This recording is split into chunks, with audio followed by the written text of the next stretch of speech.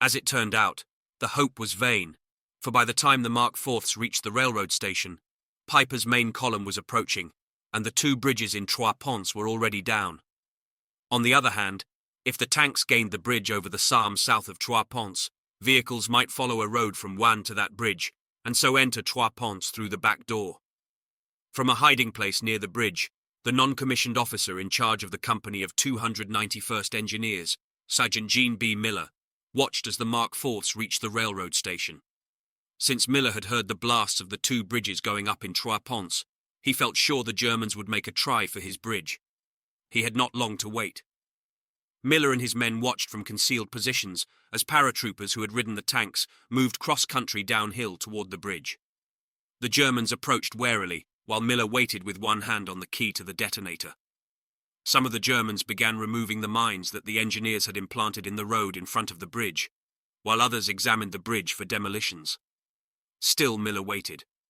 Some of his men, watching breathlessly from their hiding places, wondered what was wrong with their sergeant. It was only when several of the Germans were on the bridge and walking across that Miller finally turned the key.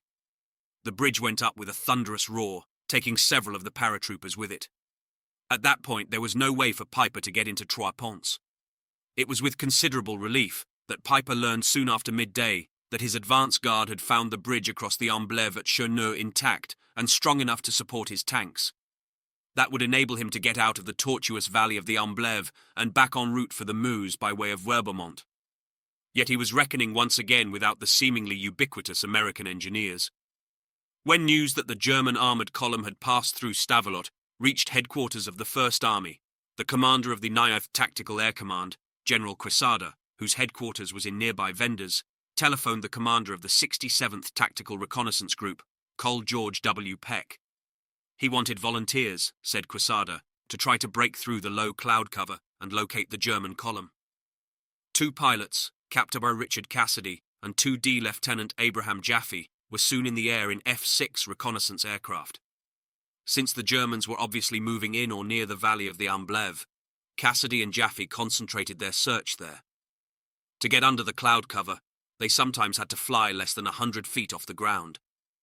Then suddenly, both pilots spotted what they were after, a column of tanks and other vehicles stretching from La Glaise, seemingly all the way back to and beyond Stavelot. To pin down the exact location, they made 3 runs over the column, and only during the last did the Germans recover enough from their surprise to fire at the planes. Cassidy and Jaffe promptly radioed the 9th Tactical Air Command of their find, and Quesada ordered fighter bombers of the 365th and 368th Fighter Groups to attack. In 4-plane flights, 16 P-47 Thunderbolts roared in, first making a bomb run with 500-pound bombs, then returning to strafe. Some planes worked the column as far back as Stavelot. They're shooting up 10 German tanks that appeared to be attacking the town. For most of the German troops, it was an unaccustomed, terrifying experience, since even those with long service on the Russian front had seldom been exposed to attack from the air. Yet losses were few, only some of the smaller vehicles knocked out, a few men killed, a few wounded. The attack seemingly at an end, the vehicles pulled out of their hiding places and resumed the march. The head of the column was across the bridge over the Amblève and entering Cherneux when 16 more Thunderbolts broke through the low cover. Near the bridge, 2 half-tracks went up in flames, many of the men in them killed or wounded, and a 500-pound bomb hit the front of a farmhouse, disabling a Panther that was passing on the road. The explosion also blew up a command car and the officers in it. Pieper's flak tanks with their 37 mm. Guns and flak wagons with 20 mm. Pieces fought back, scoring hits on 3 planes and sending one careening out of control. The gunners could see it disappear over the wooded hills to the north, leaving behind a thick trail of smoke. The American pilots, as usual, overestimated the damage they did, claiming 32 armoured vehicles destroyed, which was a vast exaggeration. Piper actually lost only a few half-tracks and lesser vehicles, and the lone Panther at Cherneux. What was of greater importance to both sides was the delay imposed by the attack. The American planes were at it for the better part of 2 hours, and even after they went away, it took time to get the disabled Panther off the road at Cherneux so that the column could get moving again. The American pilots had bought almost 2.5 hours for men of Captain Gamble's Company A 291st Engineers. It was time that the engineers needed badly. Many years before, Wally Anderson as a lieutenant had pondered the moves of Pancho Villa along the Mexican border. As commander of the 1111th Engineer Combat Group, Colonel Anderson pondered the moves of Joachim Peiper. Like Peiper, he consulted a map. Where was the German column headed? Since the Germans had tried to get into Trois Ponts, they obviously intended to move westward along the road to Werbemont. Relegated at that point to the serpentine valley of the Amblève, the Germans, Anderson deduced, would seize the first opportunity to get out of the valley and back onto the Werbemont road. Aware that the bridge over the Amblève near Cheneux could accommodate tanks, Anderson reasoned that the Germans would use it to gain egress from the valley, but it was too late to hope to destroy that bridge. Yet if the Germans used the bridge at Cheneux to get back onto the road to Werbemont, they would also have to cross another bridge on the way to Werbemont over the Lienne Creek near the hamlet of Habiemont. Although the Lienne is smaller even than the Amblève, it too is deeply incised and forms an effective barrier for vehicles, including tanks. Colonel Anderson promptly radioed headquarters of Company A, 291st Engineer Combat Battalion, in Werbemont. Captain Gamble was to send a detail immediately to prepare the bridge over the Lienne for destruction. Other than the men of the company headquarters, there were only about 15 of Company A engineers left in Werbemont. The rest were either at Trois Ponts or Malmedy, or out hunting German paratroopers. A platoon sergeant, Staff Sergeant Edwin Pigg, assembled those men left, and the necessary wire and TNT, and loaded all onto the only available truck, one that had burned out its valves on the hurried trip back from Amblève the day before, and could go no faster than 10 miles an hour. Because the truck moved so slowly, Sergeant Pigg and his detail did not reach Habiemont and the bridge over the Lienne until 3 p.m. An hour later, they were busy wiring the bridge when a small convoy approached, carrying Colonel Anderson and men of the group headquarters, and those whom Colonel Pergrin had left behind in his headquarters in Haute-Bordeaux. The First Army's engineer officer had ordered Anderson to fall back. All the way from Trois Ponts, the vehicles of that convoy had passed civilian refugees, trudging along with little bundles of possessions. At one point, as the convoy was forced to slow down, someone knocked on the side of a command car in which Sergeant John L. Scanlon and another soldier were riding. It was an old man and an old woman. "Please, monsieur," the man pleaded, "take us with you. We are Jewish. We lived through the Nazi occupation, but we cannot stand any more."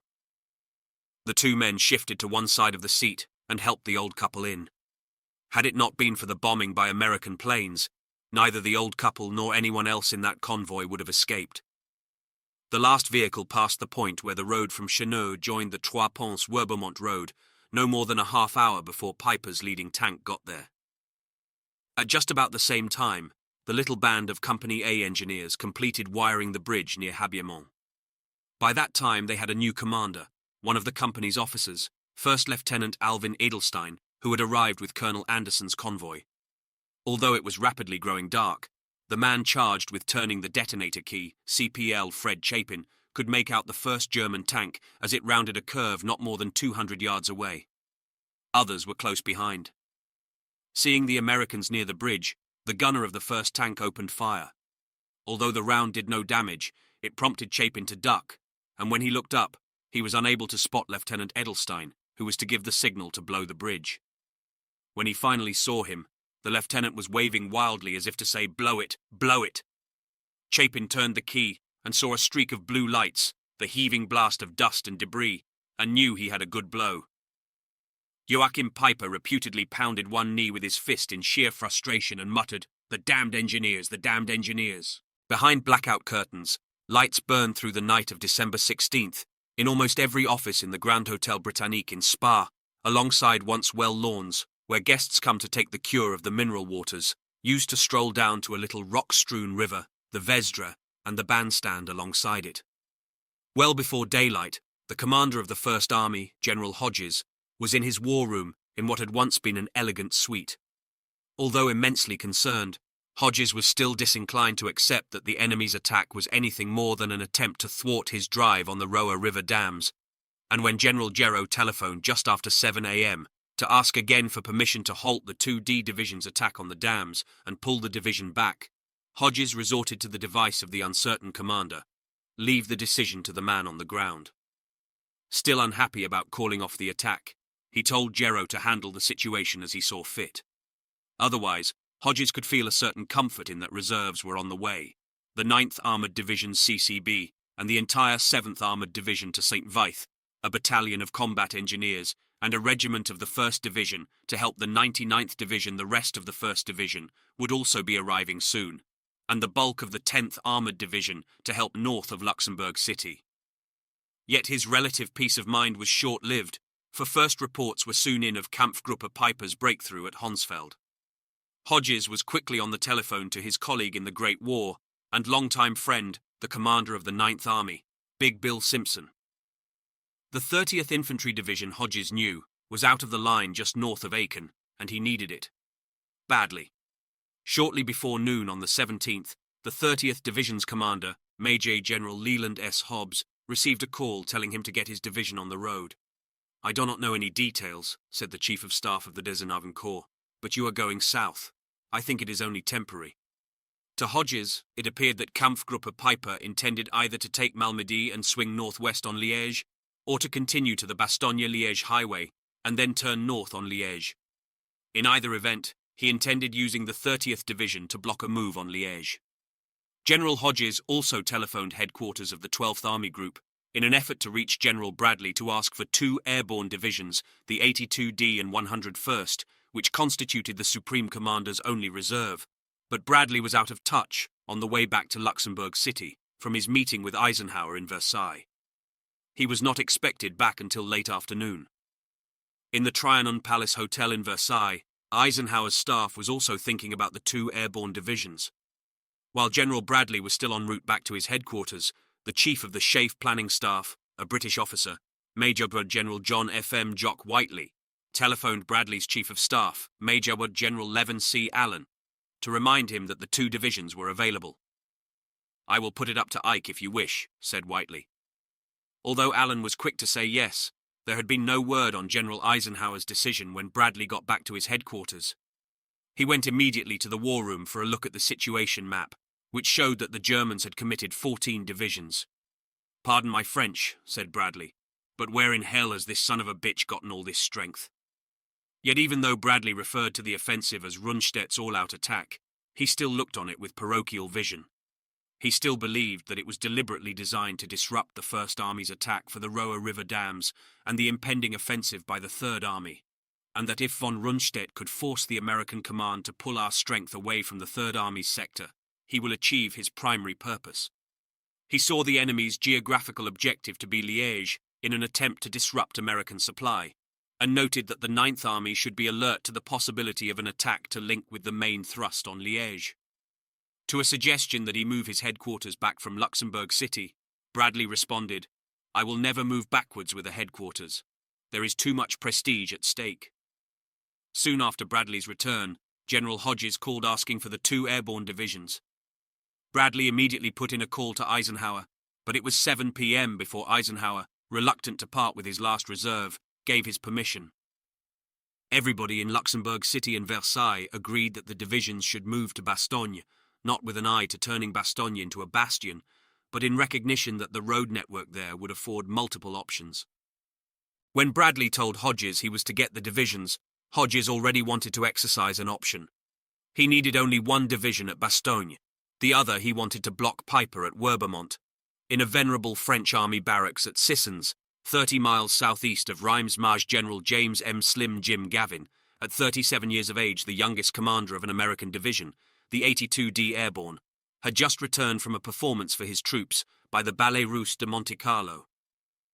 He was sitting down to dinner at his headquarters when he received a telephone call from an old friend, the Chief of Staff of the 8th Airborne Corps, Col Ralph D. Eaton.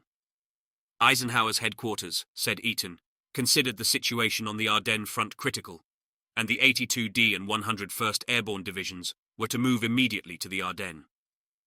At General Hodges' request, the divisions were to be committed under the command of the 8th Airborne Corps. Since the Corps commander, Major General Matthew B. Ridgway, was away in England conducting a post-mortem on the lengthy battle the 2 divisions had concluded not quite 3 weeks before in the Netherlands, as was the senior division commander, Major General Maxwell D. Taylor, commander of the 101st Airborne Division in Washington at Ridgway's behest, to prod the War Department into increasing the strength of the Airborne Division, Gavin was to serve as acting corps commander. Although some men from both divisions were on pass to Paris, they would be sent forward later. Since the 82d Airborne Division had had longer out of the line to recover from the fighting in the Netherlands, the division was to move first, shortly before dawn the next morning, December 18, and go to Bastogne. The 101st was to follow as soon as possible. In keeping with General Hodges' wish, it was to make for Werbemont. The necessary orders issued, Gavin departed shortly before midnight to consult with Hodges in Sparta, aware that he might run into Germans. He and 2 members of his staff set out in darkness, fog, and light rain in an open jeep prepared for any eventuality. With the news that an airborne division was coming to Bastogne, the commander of the 8th Corps, Troy Middleton, could relax a little. As he was disturbingly aware early in the evening of December 17th, the centre of his front was falling to pieces, leaving him to wonder whether he or the Germans would be in Bastogne to welcome the airborne troops when they got there.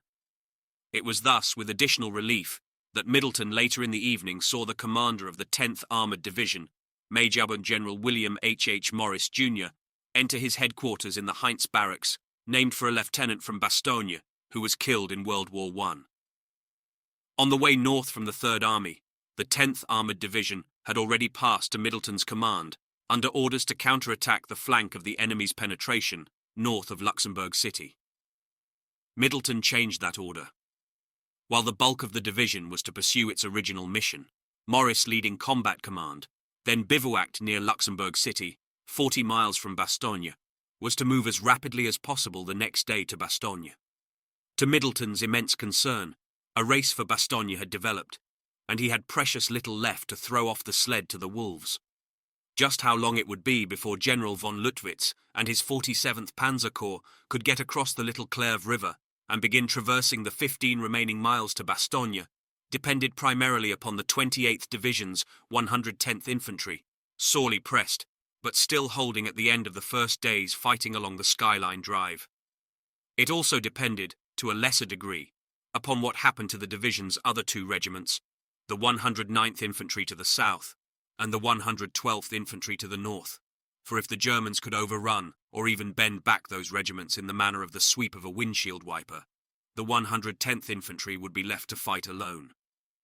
Whether the 109th Infantry could provide any help to the Central Regiment depended in turn upon the advance of the German 5th Parachute Division, the northernmost unit of the 7th Army. For once past the first tier of villages behind the Our River, the paratroopers were to aim for Wiltz, where the 28th Division's commander, Dutch Cotter, had his headquarters, only 12 miles from Bastogne.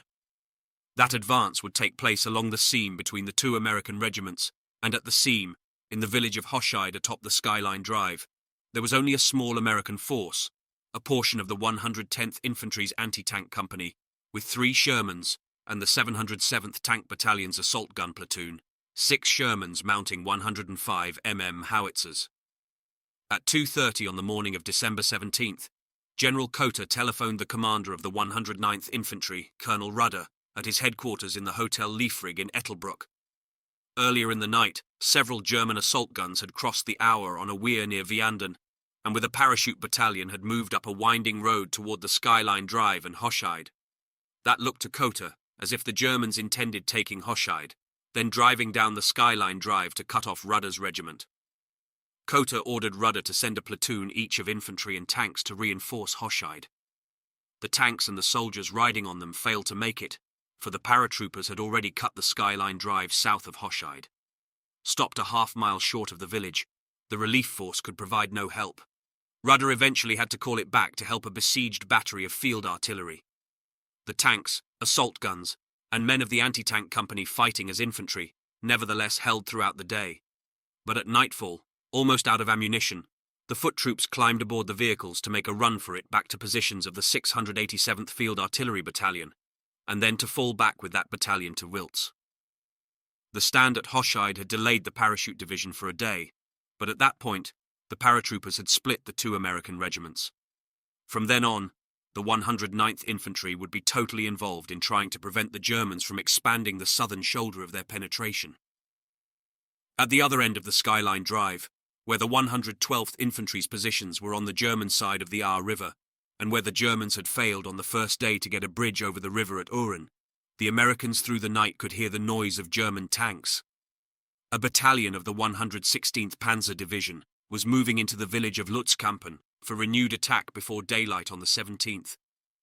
Through much of the night, searchlights played against the clouds, keeping the American line in a kind of twilight and helping Volksgrenadiers and Panzergrenadiers to move into attack positions. An hour before dawn, the searchlights went out, and German artillery and Nebelwerfers opened fire all along the two-battalion line. As the shelling lifted, 18 tanks advanced from Lutzkampen. Although men of the 1st Battalion managed to stop most of the accompanying Panzergrenadiers, the tanks fired methodically into the foxholes with machine guns and cannon, broke through, and turned down the road toward Uren, in the process cutting in behind the 1st Battalion's headquarters village of Harspelt. Just before the artillery preparation began, in response to repeated pleas for help from the regimental commander, Colonel Nelson, a platoon of self-propelled tank destroyers from the 9th Armoured Division's CCR had reached Harspelt. Those destroyers opened up on the German tanks at short range, knocking out 4, but in the process losing all but 1 gun. As the surviving tanks continued toward Uren, observers for the 112th Infantry's Cannon Company, whose 105 mm howitzers were just across the Aue, spotted them only 800 yards away. The gunners depressed their pieces, bore sighted them, and fired. With the second round, the first tank went up in flames. The German tanks quickly returned the fire, knocking out one of the howitzers, but the others continued to fire, eventually knocking out 3 more of the tanks and damaging 2. While the remaining tanks pulled back behind a rise in the ground, American fighter bombers appeared, also as a result of repeated calls for help from Colonel Nelson. That sent the German tanks scurrying for concealment in nearby woods. Although the time of the fighter bombers over a cloud-shrouded battlefield was brief, the German tankers had become wary. Again, Nelson appealed to his division commander, General Cotter, for help. The parent unit of the tank destroyers that had helped at Harspelt, the 9th Armoured Division's CCR, was in reserve, Nelson knew, at Trois Vierges, only 8 miles from Curen. Although Cotter passed along the request for the armour to the Corps commander, General Middleton, that was the only reserve left to Middleton, other than 3 engineer battalions, to block the roads to Bastogne. Middleton said no. Back on the heights beyond the Aue, 4 more German tanks emerged from Lutzkampen, and with help from Panzergrenadiers, pushed much of the 1st Battalion back into woods, near the positions of the 229th Field Artillery Battalion. In mid-morning, the tanks fired on the artillery pieces, but the American gunners used direct fire to turn them back. When infiltrating Panzergrenadiers took the gunners under fire later in the day, Colonel Nelson ordered the battalion commander, Lieutenant Colonel John C. Fairchild, to move his howitzers to the other side of the Aue. The inexperienced Volksgrenadiers of the 560th Volksgrenadier Division, often advancing as they had done the first day in column or closely bunched, attacked the 3D battalion in the village of Sevenig and nearby pillboxes. They captured a few of the pillboxes, but in a repeat of the first day's counterattack, the 2D battalion crossed the Aue from its reserve position and retook them. As the day wore on, Colonel Nelson could take comfort in that most positions were still intact, but he was disturbingly aware that hundreds of Germans had infiltrated into the rear of his men, some of them firing with burp guns and rifles on his own command post in Uren. The infiltrators had virtually surrounded his 1st Battalion, and although he had no reason to believe that the battalion had folded, he had lost radio contact with the commander, Colonel Allen, in Harspelt. In mid-afternoon, Nelson sent his executive officer, Lieutenant Colonel William F. Train, on a roundabout route to Wiltz, avoiding the embattled positions of the 110th Infantry, to report personally to General Cotter on the regiment's condition. Nelson wanted Cotter's authority to pull everybody back behind the Aue. As it turned out, Cotter was thinking the same thing, and even before Train arrived, he had gained General Middleton's approval. The only limiting proviso was that the 2 bridges over the river at Uren be destroyed. By the time the 3D battalion began to withdraw early in the evening, the German infiltrators had occupied that part of Uren lying on the east bank of the Aue, and had seized the bridge south of the village over which the 3D battalion was supposed to withdraw. Suspicious, the battalion commander, Major Walden F. Woodward, sent a patrol to the bridge and learned that the Germans were there. Having earlier sent all his vehicles to the rear, Woodward led the infantry to a ford farther south and crossed, feet wet but safe. On the west bank at Uren, Colonel Nelson and the men of his headquarters departed under sporadic small arms fire. Although a rear guard kept the Germans away from the bridge joining the two sections of the village until most of the troops had left, the Germans were too close for the Americans to think of preparing the bridge for demolition. When Nelson reached Weiswampach, at the northern extremity of the Skyline Drive, he learned that a patrol had failed to contact the 1st Battalion to inform Colonel Allen of the withdrawal. Nelson was worried, for he knew that without orders, Allen would never fall back. It was near midnight when a communications sergeant finally established intermittent radio contact with Allen's command post. Getting Allen on the radio, Nelson asked if he recognized his voice. When Allen said yes, Nelson told him, "Get all your boys together and visit Blue 3D Battalion, and then White 2D Battalion." Considering the location of those two battalions, that could mean only one thing: withdraw by way of Oren. Allen said he understood. The Germans had already forced one of Allen's companies back onto the adjacent 424th Infantry of the 106th Division, but Allen set out with the rest of the battalion. As the column neared the bridge linking the two sections of Oren, Allen, like Woodward, sent a patrol to see if the Germans held the bridge. They did, reported the patrol, but with only half a squad. Allen determined to bluff his way through, and even if he failed, he considered he could overwhelm 6 Germans. Ordering his men into a column of 2, he put an officer who spoke German in the lead. In the darkness just before dawn, with the officer shouting commands in German, the men marched in closed ranks across the bridge. Nobody challenged them, and nobody fired a shot. For 2 days, men of the 116th Panzer and 560th Volksgrenadier Divisions had fought to take the 2 bridges over the Our at Oren. But once they held them, they discovered that neither bridge could handle even a tank the size of a Mark IV. Rather than delay the advance while reinforcing the bridges, the Corps commander, General Kruger, arranged for his tanks and half-tracks to cross on the bridge of the neighboring 47th Panzer Corps at nearby Darsberg. The delay was of paramount concern to General von Manteuffel, who had been convinced that the 116th Panzer Division's route was the fastest way to the Meuse River.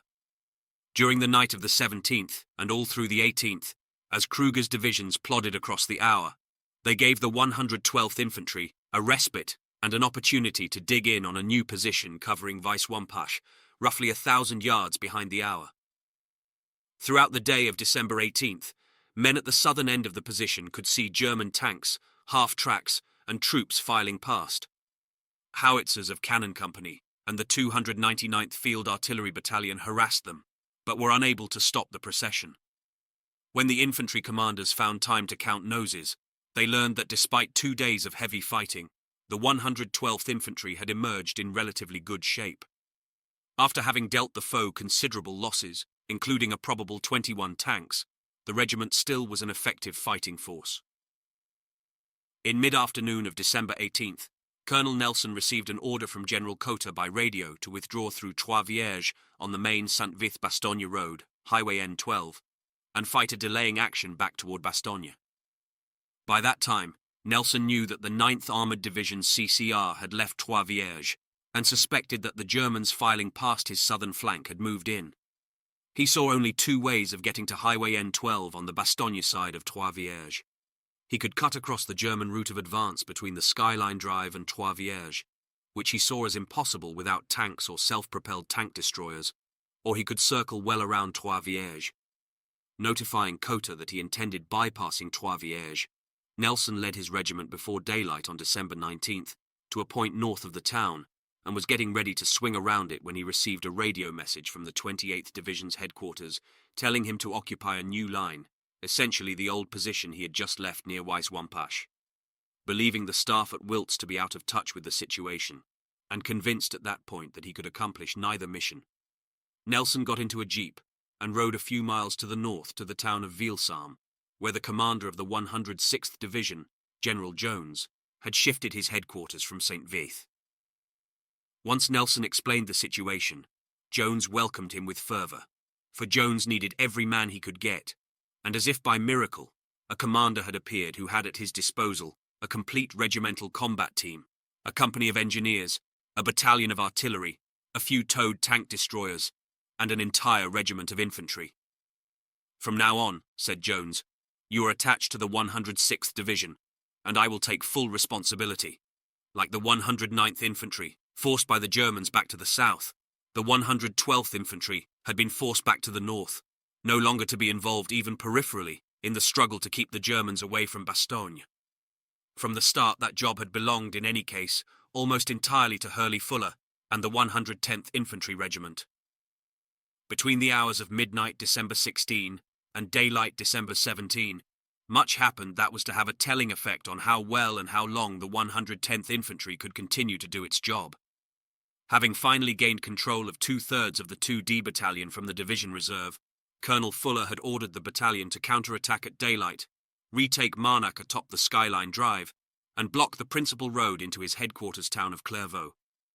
Yet things were happening that were going to make that difficult. The action began in Clervaux, the picturesque town astride a bend in the Clervaux River, whose bridges the 2D Panzer Division needed in order to get through the town onto a high plateau beyond, and thence to Highway N12, leading to Bastogne. Soon after midnight, assisted by the 2 Germans equipped with a radio who had slipped into the Pharmacy Molitor, German artillery and Nebelwerfers began to bombard the town.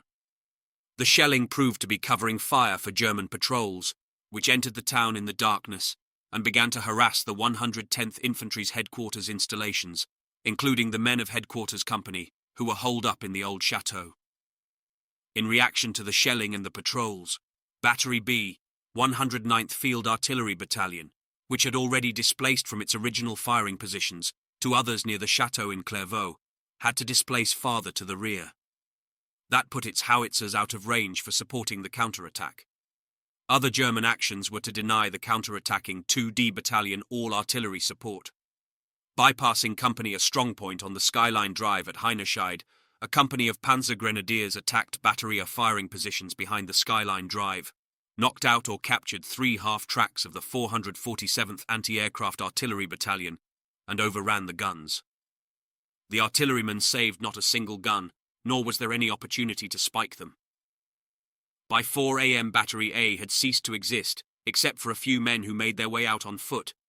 The overrunning of Battery A and the displacing of Battery B left only Battery C south of Clervaux at Bockholtz and Cannon Company, nearby at Munshausen, in position to deliver any fire in support of the 2D Battalion's counterattack. Yet both those units were preoccupied with providing support for the hard-pressed strongpoints on and behind the central and southern portions of the Skyline Drive, and both were soon to come under strong German ground attack. As men of the 2D Battalion moved onto the ridge north of Clervaux before daylight, planning to get past Roiler and into Marnac, German tanks and half-tracks were already emerging from Marnac, aiming both for Clervaux and for the same high ground that the 2D Battalion occupied.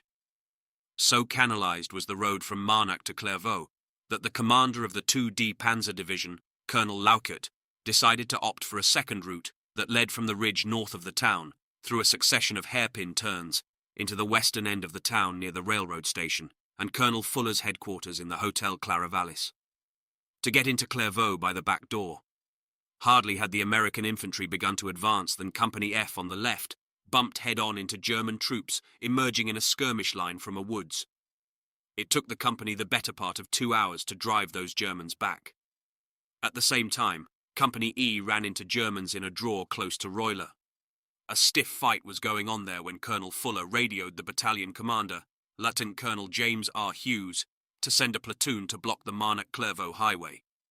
A platoon of Company E tried, but a single rifle platoon had no chance of stopping the tanks and half-tracks that were by that time clanking down the road toward Clervaux. Part of the armoured assistance Fuller was counting on in the counter-attack on Marnac, a drive by the 18 light tanks of the 707th Tank Battalion down the Skyline Drive from Heinescheid, quickly ran afoul of German self-propelled guns. As the tanks neared the hamlet of Fischbach, not quite midway between Heinescheid and Marnach, the guns knocked out 8 of them, and Panzerfausts accounted for 3 more. 5 other tanks escaped to the west, while the other 2, although damaged, limped back to Heinescheid and the perimeter defence of the 110th Infantry's Company. AA second drive in support of the counterattack had slightly more success, that by a platoon of medium tanks commanded by First Lieutenant Raymond E. Flagg, with a platoon of Company C infantry riding on the decks. Repeating a maneuver executed the day before, the force moved from Munshausen northeastward on Marnach. The tanks and infantry reached the edge of Marnach and held a few houses against a swift riposte by German tanks and panzer grenadiers. But since the little force clearly would be unable to retake the village without help, Colonel Fuller in mid-morning ordered it back. Faint hope stirred for Colonel Fuller that same morning with the unexpected arrival of more tank support. Earlier, the Corps commander, General Middleton, had ordered the 9th Armoured Division's CCR at Trois Vierges to move to a reserve position closer to Bastogne and attach the combat command in place to the 28th Division, but it was not to be used without Middleton's approval.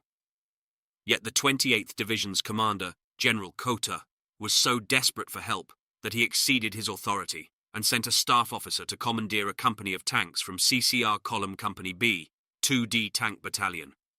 With 17 Shermans, the commander, Captain Robert L. Liebarger, reported to Fuller in Clervaux around 10:30 a.m. on the 17th. Fuller promptly sent a platoon to Heinescheid to support Company A, another to Roiler to help Colonel Hewitt's 2D Battalion, and the third to clear Germans from the eastern end of Clervaux.